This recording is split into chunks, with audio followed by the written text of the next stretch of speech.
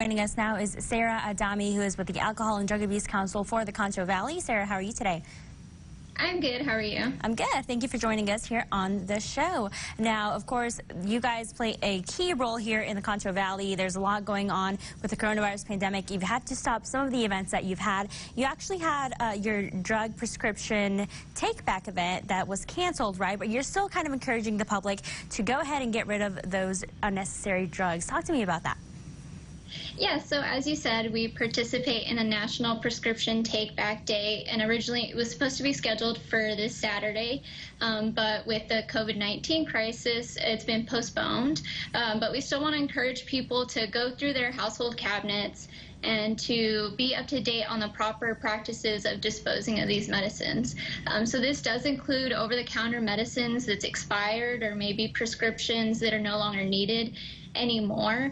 We encourage people to don't hold on to them, to throw them away, but do it safely. So according to the Environmental Protection Agency, they actually recommend that people take any of the prescriptions out of their original containers and then use a permanent marker or Sharpie, duct tape to remove any information that was on that label, even the prescription number.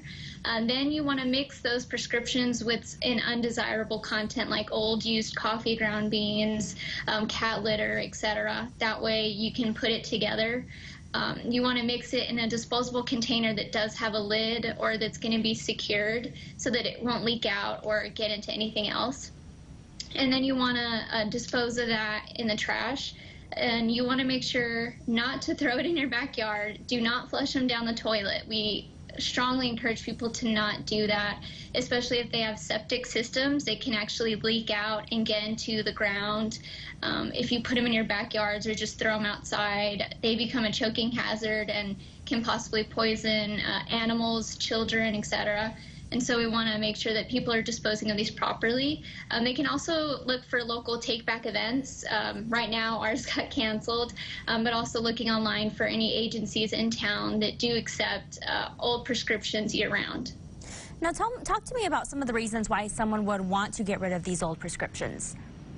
Yeah, so people tend to hang on to them because they think I might need it later, but we encourage people to seek a doctor's advice before doing that. They typically prescribe medications for specific reasons, and so once that reason is treated and you've used the medications properly and as prescribed, that you get rid of them. Don't hold on to them. They can become a hazard for kids, for teens who are going through cabinets, even for yourself. So don't have them around if they're not necessary, especially if they're expired.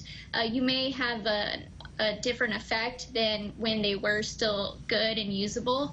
So we encourage people to not chance it and to just speak to their healthcare providers if they have any questions. Absolutely, and of course, I'm really glad you brought up the point of how it is that you should dispose of these, because people think about just throwing them in the trash or throwing them outside down the drain, but it's a proper way to do this. Yes, exactly. We want to decrease the chances of accidents any way that we can. We also don't want to pollute the earth by letting them possibly get into streams or water runoff in the community as well. Absolutely. So there you go, everyone. If you have any old prescriptions, make sure to get rid of them the proper way. Of course, Adaccv has a lot of good resources on their website. If you have any questions, you can go to that website, which is adaccv.org. Sarah, thank you again for joining us here on the show today.